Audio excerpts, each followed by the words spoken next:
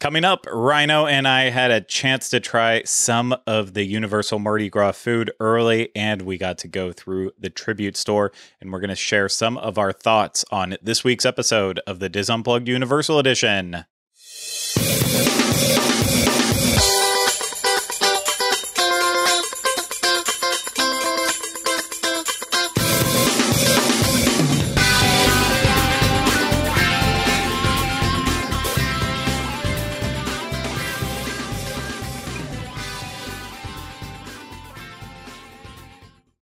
Hello, everyone. Welcome to this week's episode of the DIS Unplugged Universal Edition. I'm your host, Craig Williams, and I'm joined alongside by my co-host, Ryno. Hello. Hello, Ryno. We have a great episode for you. I know because, well, we just recorded part of it earlier today, and I had so much fun doing it. And then we're going to, throw in a little fun banter, I guess you could say, about the tribute store and maybe some of the food that we ate. Who knows? We're just going to have to wait and see how this all plays out. I don't know why I'm getting weird with this. I would like to stop. Oh, man. I just thought of something funny I could have said in the video. What's that? You'll float too. Oh, because it's a float warehouse. Oh, that would have been a good joke, but unfortunately, you are hours late to that joke. Oh, and God. You can always just go back to Universal tomorrow and redo it. Just wear the same thing, insert a shot. Yep.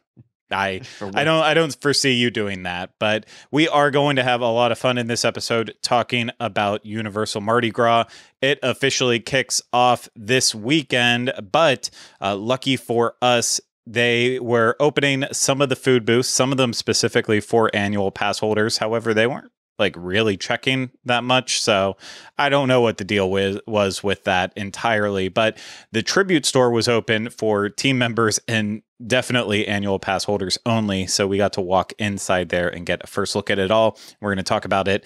But before we get to that, I need to remind you, this is brought to you by Dreams Unlimited Travel. If you like our content and you want to support us, please consider booking your next Universal vacation through dreamsunlimitedtravel.com. It costs you no extra money and you get the help of one of the amazing Dreams Unlimited travel agents. So head over to dreamsunlimitedtravel.com today. Okay, Ryno, what do we want to start with? Do we want to start with the food or do we want to start with the tribute store? We're not going to go super in depth in the tribute store. We're just going to share some of our thoughts because over on youtube.com/WDWinfo, Ryno is having a fantastic, well, we haven't seen the finished product of it yet, but we're going to go ahead and assume, like his other shopping videos, it's going to be fantastic and it's going to be a detailed look at the tribute store. So I don't want to necessarily get into the nitty gritty with it and go through it in detail because of that. But what are we doing first, Ryno? Food or tribute store? Do the tribute store first. Okay. Well, as you already alluded to in your little joke about the you'll float too, this year's tribute store is, I know, it was so good, so good. This year's tribute store is a kind of a float warehouse that takes you through the process of how a float is created. And, we talked about this in one of our Mardi Gras preview episodes, but now we are here and able to actually see the real thing. And I'm just going to say up front, right before we get into it, you and I had a lot of questions about how they were going to actually fit a float inside of the tribute store because we know how big they are. But we got our answer with that. A, it's not a real float. And B, it's a miniature version of a real float. So don't go in expecting to see the gator float parked inside. That's not the case at all. But it's still a really cool store. Oh, yeah, I know. I was actually kind of taken back when we went in because you walk in and it's like, it's a warehouse. And you're like, oh, this is usually a giant wide open room. And then it's honestly, it's not like an overwhelming amount of merchandise in there. And like Craig already said, you can see that all the merchandise in the other video, but it was still like, oh, okay. It was fun going in today, knowing the theme that we're going to see this weekend, but not having seen anything yet. So it was like, if you looked around, in the different rooms, like, because it basically started where it was like the planning and the conception phase, and then it went into like the production phase, and then it went into the like the painting phase. So it was like the different phases of where the float is through, and I thought that was really fascinating. But like, there's a lot of fun like dioramas everywhere, or not dioramas, but diagrams is what I meant, and like sketches and things of like the different floats. And so it is, this alligator float is like the main float, but it's also like you can see some of the other floats that are going to be there, like the conceptualization of them. And I was like, oh, so because I thought when we talked about the Mardi Gras celebration a while back, like space, I was thinking like, oh, fun, it'll be like, whatever. It's like 1950s space camp is what it's looking like, and I am very excited. Yeah. I don't know if it's going to be exactly like that, just because, I feel like with the tribute store, they were setting it up to be specifically for the float that you see at the end. Now, if that is a version of the float that's going to be in the parade, very cool. And if some of the diagrams that were hanging in there are examples of what's to come with Mardi Gras, then yes, it's going to be very cool. But sorry. The reason why I think it is because there was a couple of shirts in there, and it had what's the Mardi Gras King usually called? Is it just the Mardi Gras King? Yeah. Because it was Mardi Gras Space King, and one of the shirts was a guy with like a 50s space helmet like floating, and then there was a Mardi Gras Space Queen shirt, and I was like, okay. And then there was another that one that we joked that looked like Madame Leota. And those were a lot more like, oh, okay, is this what we're going to see happen this weekend? I don't know. Maybe not, but maybe I just hyped myself up for nothing. We will have to wait and see exactly how campy or not campy it is in terms of the parade. But good job picking up on some of those clues that I missed, Ryno. I spent most of my time going through the store, taking in the actual details of the store, because truthfully, there was not a lot of merchandise. I mean, it felt like every single room you walked in was just a repeat of the merchandise that was in the last room. And, it's technically the event hasn't started yet, but they never like go too crazy with Mardi Gras. So I don't expect a lot more new merch to be added with it. But yeah, it kind of gets old in terms of what they are displaying for the actual merch that's available for the event. So yeah, I spent more time looking at the building as a whole, and like you walk in and it looks like you're walking into an office where you see like the preliminary part of it, and then the first room that you move into is the concept and ideas, and that's where everything is really rough, and it's a lot of just plans and blueprints and just so on and so on through every part that you actually said, with the, actually modeling, and then the painting process in between. In the hallway, they do a look back and into time at the Universal Studios Mardi Gras parades of the past and the event in the past. And that was a blast. I know you had fun with that one, looking at the pictures. It's funny how down I'll be sometimes, be like, oh, I didn't get a good photo. And then sometimes I see like professionally displayed photos, and I'm like, oh, I took a better picture than that. I mean, sometimes it's all about like, it's not necessarily about sharpness. It's about composition. It's about stuff like that. But it does one of those weird things where I was like, people just didn't used to document things the way we have the last couple of years.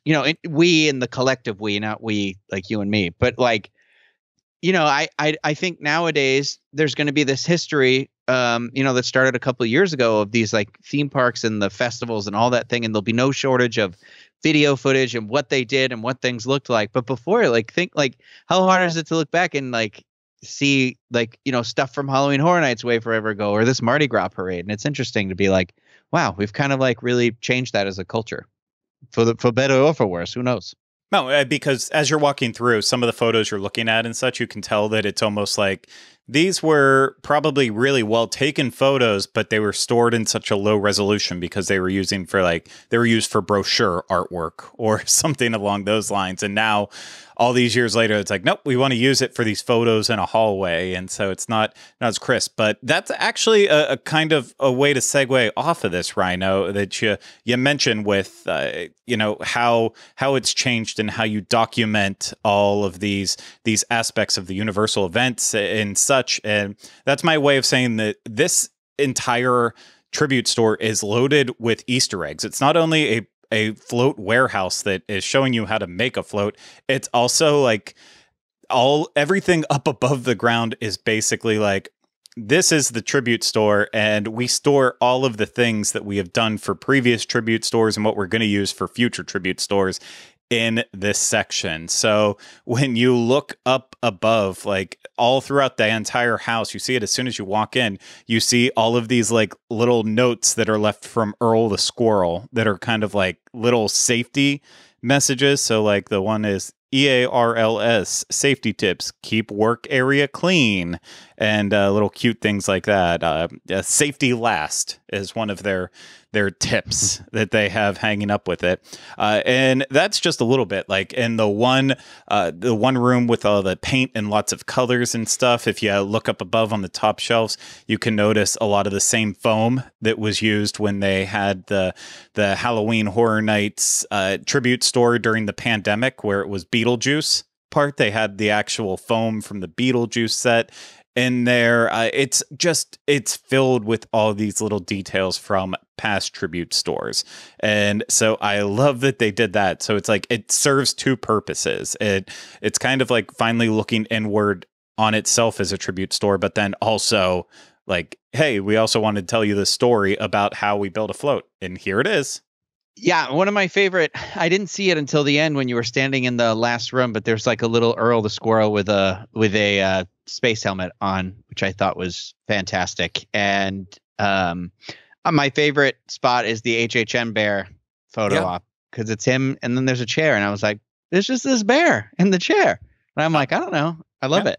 It's a bear in a chair. That is the best way to describe it. And it's very tight and very hard to get photos because everyone's walking through, but it's something you're absolutely going to want to have your photo with. And yeah, I think the tribute store overall was a big success. For those wondering about what Mold-A-Rama machines are in there, there was a gator, and then there was also a riverboat.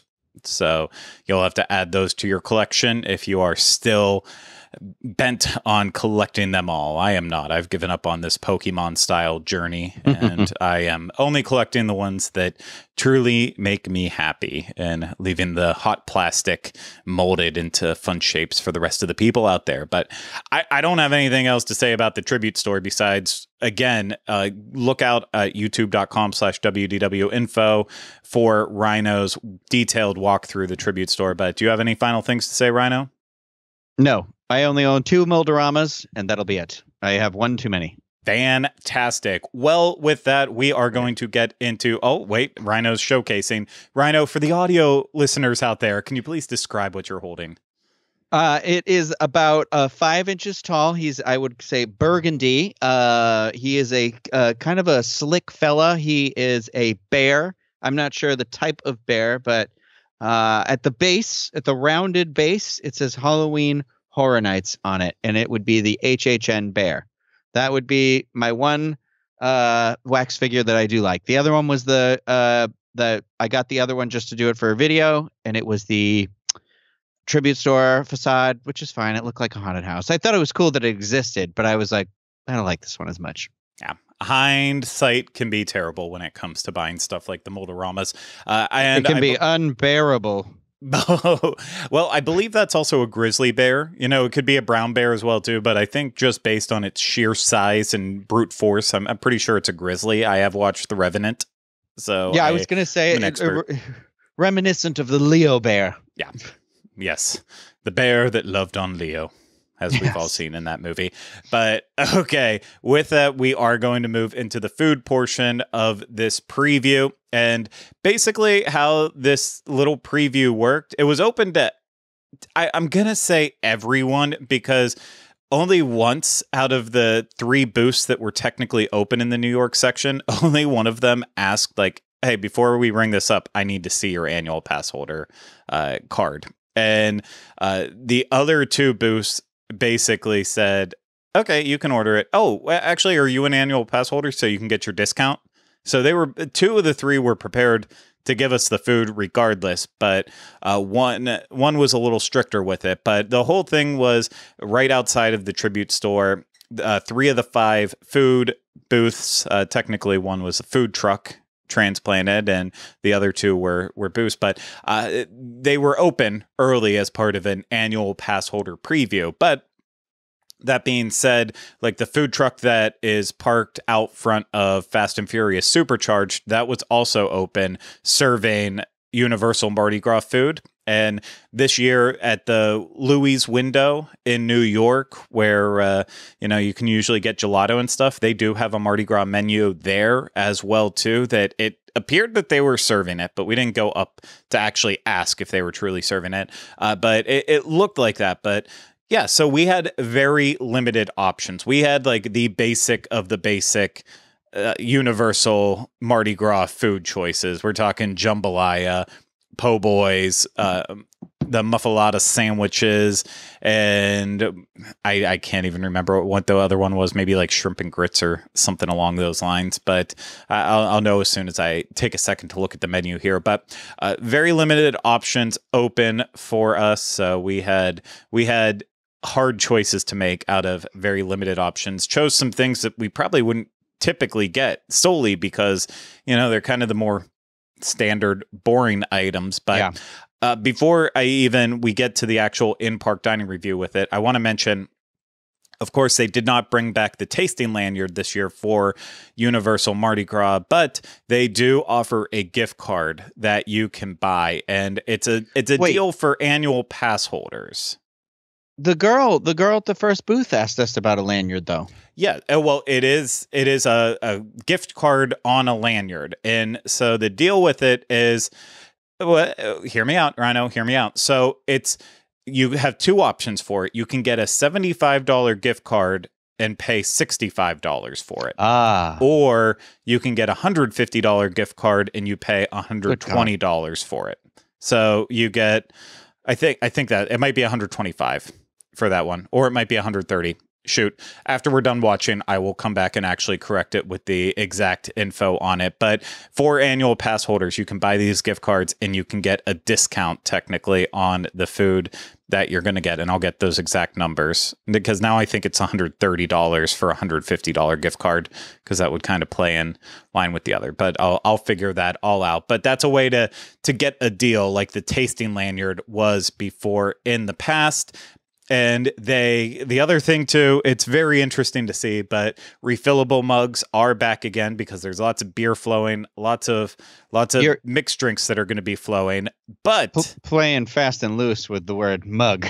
Well, that's it. These are refillable cups, and I wish, Ryno, you and I have the exact. I'm not even cups. kidding you, Craig. I literally drank out of the cup that you're telling me, the Chewy's cup. Right before I got on the call, I had water in it, and I was like, I'll put some water and bring it up. And I said, no, I can't be trusted with liquids next to my electronics, so I didn't bring it up here. And yeah, it's it's standard issue. Think about the plastic breakfast cup you get in the morning or whatever. The shorty cup, plastic cup. It's just 12 ounces and it's just a green cup and it says Universal Mardi Gras, like it's got the logo on the front of it. And I was like, oh, these are the souvenir cups. Yeah. Not very detailed, but manufacturing was hard. Clearly some things were off based on what happened with Halloween Horror Nights. Like the first week of Halloween Horror Nights came and they had specially themed ones with, I think it was HHN 1999 with the logo on that one and said 30 years on the back. And then after that, they switched up the cup and it was a complete different design that didn't follow in that suit. And then, once they ran out, but it seemed like something was going on with their traditional, I think they're 20 ounces or 16 ounces, but they're big, tall, plastic, glass-looking cups that have the light up in the bottom. This is not. This is your quick and easy manufactured plastic 12-ounce cup that you could just slap your logo on and go. So it's not fancy, but we were kind of looking at the deals with the drinks and stuff.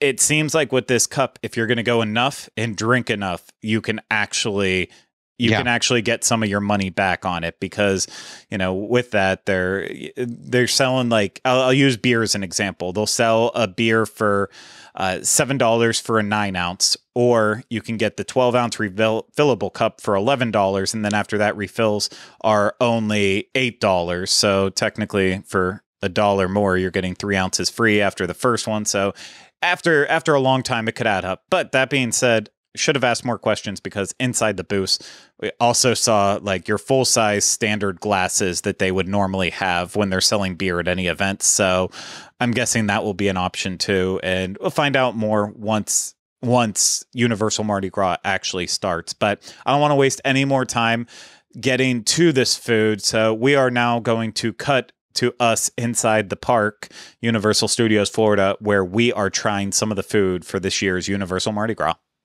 We have our first food item here from our little Mardi Gras food preview. And this one, I'm pretty excited about. I'm going to say that about absolutely everything, but this one, I'm pretty excited about. This is the blackened chicken po' boy. It is blackened chicken thigh, Cajun mayo, lettuce, tomato, pickle, served on a French Quarter baguette. It is $7.99. Ryno, you heard what I called you. And we're making this one a sandwich for 2, even though it's definitely sized as a sandwich for 1. But I'll tell you what, the chicken looks delicious on here. Love the fact that there's pickles and tomatoes. You know, you got your little chips on the side too. So I'm pretty excited for it. Let's see how this tastes. I have very good news to report with this. It is soaked in the Cajun mayonnaise, like almost to the point that you could argue that this is like almost kind of like a chicken salad. I think it might be too much mayonnaise for Ryno, but I really like it. You know, the blackened chicken, it's got a nice zip to it. It's very well seasoned. The mayo kind of cools the whole thing down. Pickles just add that extra crunch to the sandwich. Bread is extremely fresh. I like it, but I want to hear what Ryno has to think about it. All right, I'm smushing my ingredients on down in here. Here we go. I really like what the pickle does in this sandwich here. Like it reminds me of, I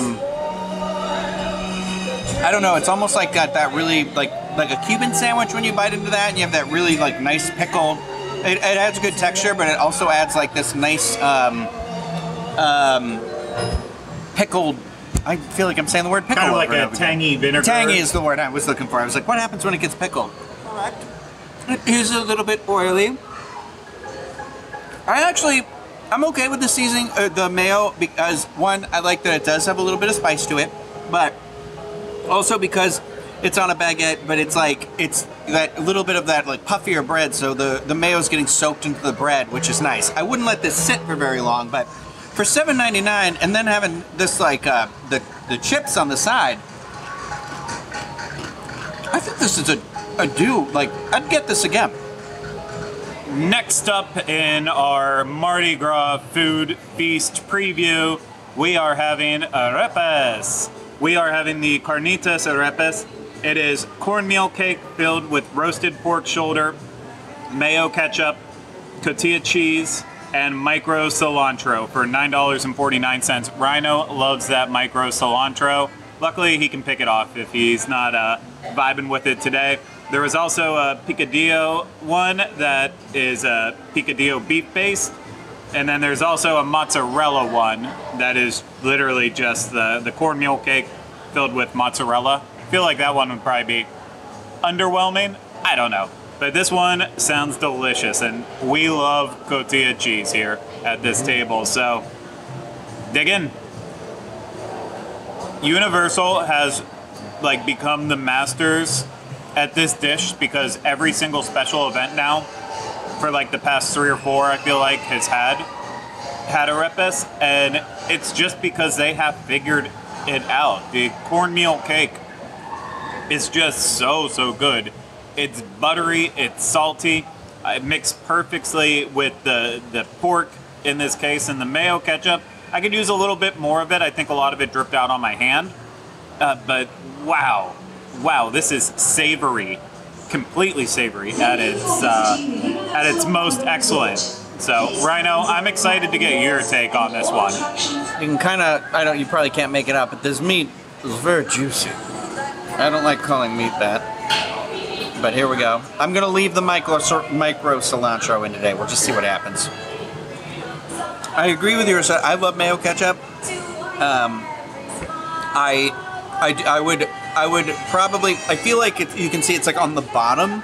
I would have rather it been like drizzled across the top, so it kind of like went downward, because I feel like I'm getting a little taste of it, which it goes really nicely with the pork, but and the cornmeal, arepa obviously too, but I kind of wish it was a little more in the middle, just because I feel like the meat, even though it's good, just like in the middle, it can be a little dense for me. Like, this is good. I mean, this is tasty. How much was this one? $9.49. A little expensive. Yeah, a little on the expensive side, I feel like, but like I will say, it's like the cake it's cooked well. I feel like there was a good amount of meat in it, but yeah. No side dish with it. No side dish with it. That's why I'm like, I don't know. I feel like price versus what I'm enjoying about it, I feel a little more on the fence than I did with the chicken sandwich, but I don't think it's a bad option. I like that they have it. Yeah. It could use more. I feel like the meat could be down a little bit more in it. And if they had the mayo ketchup a little more evenly distributed, I'd say this thing was like amazing, but it's not bad. Our final dish as part of our little Mardi Gras food preview, we are having the Muffaletta Sandwich. This is mortadella, salami, ham, mozzarella, provolone cheese, olive relish on a toasted sesame seed bun for $7.99. And what they don't tell you too is that it comes with a little piece of pickled okra sliced in half on the back. Ryno, do you like pickled okra? Do you like okra? I like okra. You like okra? Yeah. Okay, well, we'll have to fight over this. No, you can eat it. It was in the old days, you and I would just Lady in the Tramp it, and that's how we'd handle it. But you know what? It's not 6 feet of okra. Yeah, no, it's a different era for us now. But I usually enjoy a good muffaletta sandwich, and you know, this one's a little tiny, but I like in our situation, it's already in 2 pieces. So it's not like we have to do any of the cutting. It's just here perfectly served for us. And I'm excited. Crunch, crunch. I really do enjoy this little sandwich. You know, it's a little crispier than I think they intended to be with it, but I like the crunch. That's nice considering everything on the inside is kind of the same texture. Very olive heavy, which I think, Ryno, that will be a downside for you.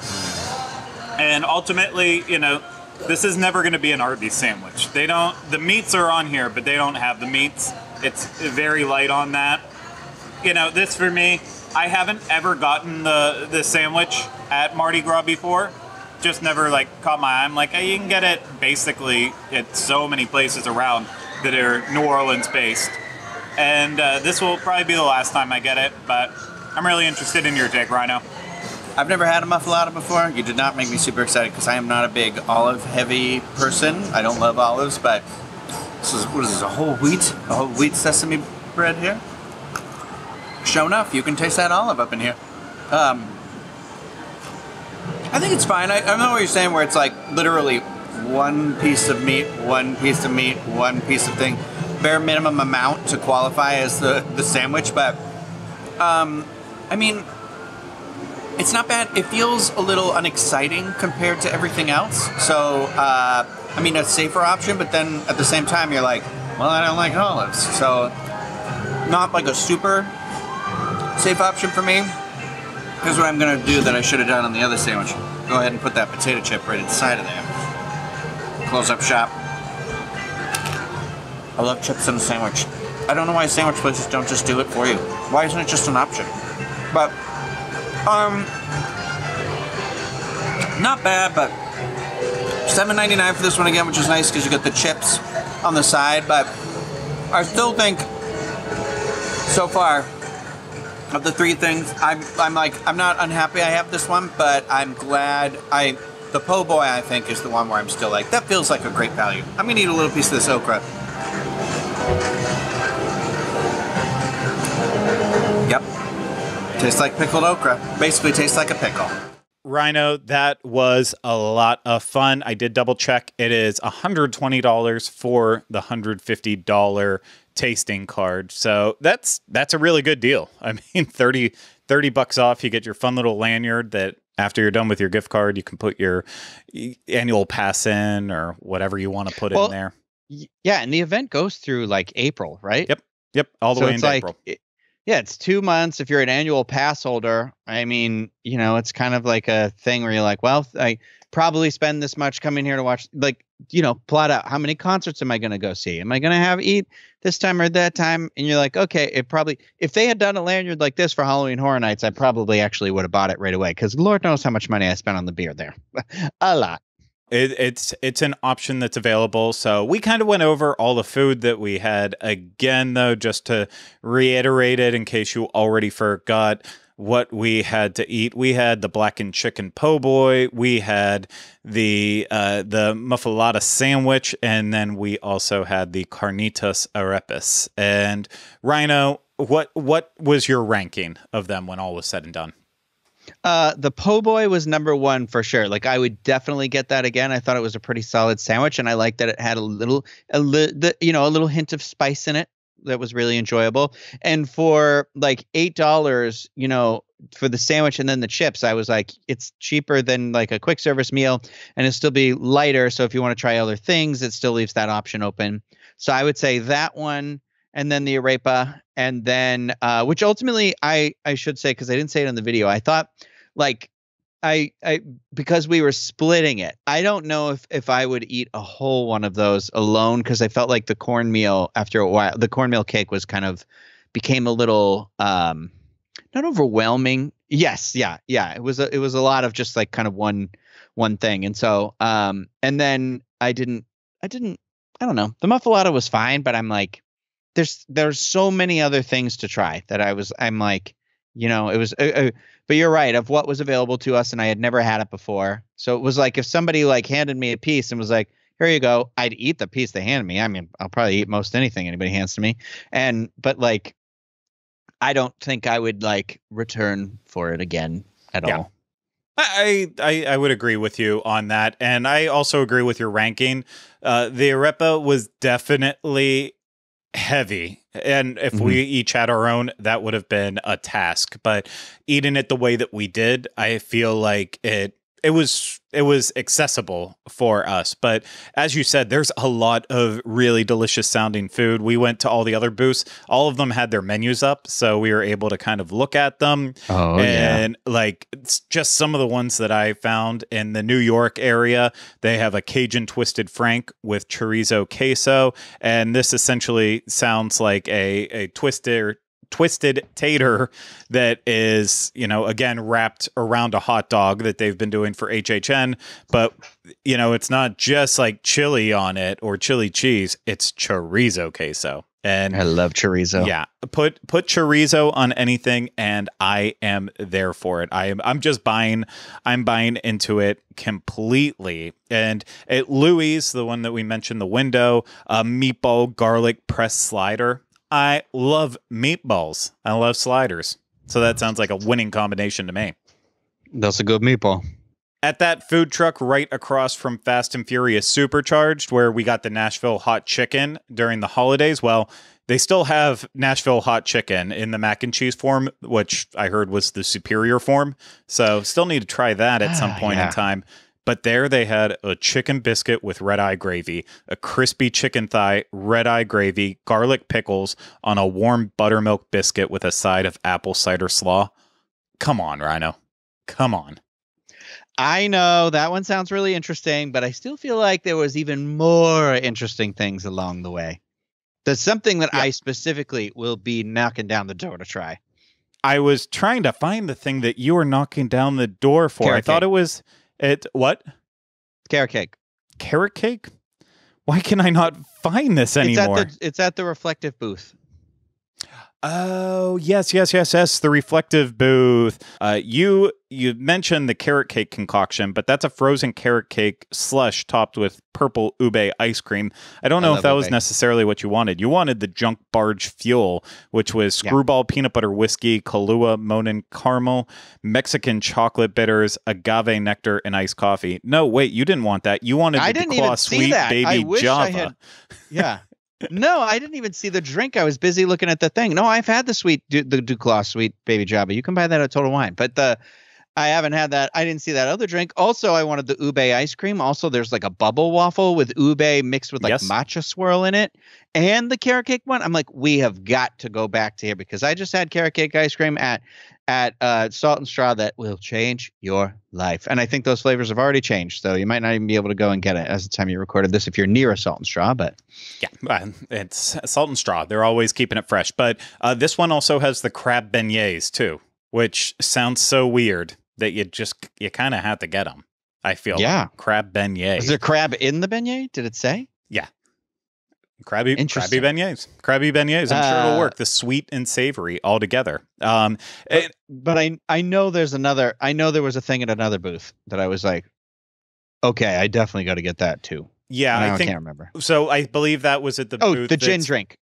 Yes. I don't remember. That was the Cosmic Cornucopia, I believe. Yes. New Amsterdam Gin, Saint Germain Elderflower Liqueur, Owen's Cucumber, Lime, and Mint Craft Mixer, Honeydew Melon Balls.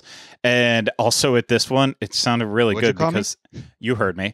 They also at this booth have Savory Sopapilla, and it was roasted butternut squash, pumpkin seeds, pebra salsa, and cilantro. They put cilantro on so much stuff. Everything. Because the other one that we thought sounded good was like right across the way. These are both in the kid zone area of the park that we're talking about. They have one that we believe it's called something like Rue Gimeau. And it's braised pork, Thai chili peppers, mustard, greens, cilantro, and a soft griddled bun. Like, soft griddled bun? Come on. Yeah. It all sounded delicious, and then the cilantro, but I was like, you know what? I feel like I'll brave it for the griddled bun. Yeah. Absolutely. It all sounds fantastic. And that's the food that we're excited to try for the event. And, you know, we didn't even get to look at the menu at the vegan place because it was just missing. It was the only one that was missing. There's still classic items like the crawfish boil coming back and king cake. Ryno, we are going to probably end up making 2 or 3 videos just on the food alone. I know. Because I don't know how we do it all in one. How do you choose the right ones? I don't know, but I know that when Saturday rolls around, I'm walking straight into that park for that ube ice cream. My Domu has a rotate, which is the ramen place in Orlando that we love. It has rotating like flavors of ice cream, and I try to always go whenever they have the ube as the dessert ice cream. Yeah. There are other good flavors, but I just love it. Oh yeah, no, they have all their soft serve ice cream is always fantastic. So but good. I feel like we might have to do like one of your choices, one video with only your choices. Ryno chooses.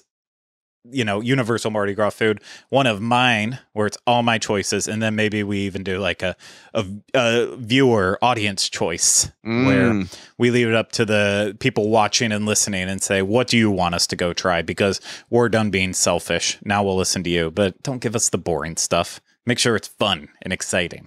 Right? Yeah, I know. I was going to say that could go terrible. But it could go terrible, but you know what? So could all of Universal Mardi Gras. It could all go terrible. And we will find out shortly when it starts this weekend. Very exciting. Sugar Ray's coming to play. The parade's going to be rolling through the streets. Food a-flowing. Music in the air. Beads.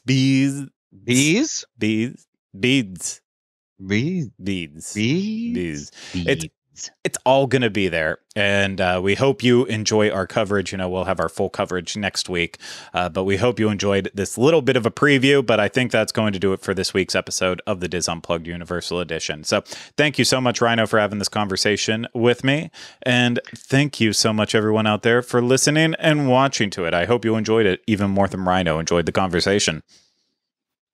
Yes. Fantastic. And if you want to help us out, please, if you're watching this on YouTube, hit the thumbs up, subscribe to the channel, and leave comments, questions, and show suggestions in the comments section below. If you're listening to this, please make sure you subscribe wherever you listen to podcasts. And if it's through Apple Podcasts, please take a second to leave us a 5-star rating and review. And most importantly, if you want to totally support us in a bigger way, you can always book your next trip through Dreams Unlimited Travel. Get a free, no obligation quote today at dreamsunlimitedtravel.com. But that's going to do it for this week's episode of the DIS Unplugged Universal Edition. We'll see you again soon with another episode. Take care. Remember, we still haven't changed the name.